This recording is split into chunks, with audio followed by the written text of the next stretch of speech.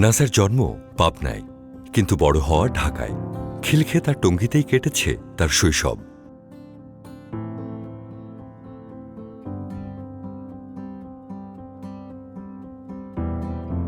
তার পরিবারে ছিল শিক্ষা আর শিল্পের মিশেল। বাবা ছিলেন কালচারাল মাইন্ডেড, গান ভালোবাসতেন। আর মা নাজার সবচেয়ে বড় অনুপ্রেরণা, যিনি লাইফের স্ট্রাগলের ভেতর দিয়েই মেয়েকে শিখিয়েছেন বড় স্বপ্ন দেখতে। নাজা যখন 3 বছর বয়স, তখনই টিভি দেখলেই, সে কোনো নাচ টাচ দেখলেই ওর সাথে সাথেই নাচা শুরু করে। তারপরে অভিনয়টা দেখলে সে, তুমি কি এগুলো খুব পছন্দ? কয় হ্যাঁ।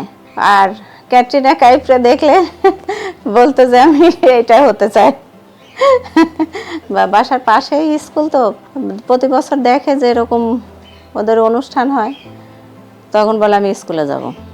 স্কুলে আমি এত ছোট, তো আর স্কুলে দেওয়া সম্ভব না।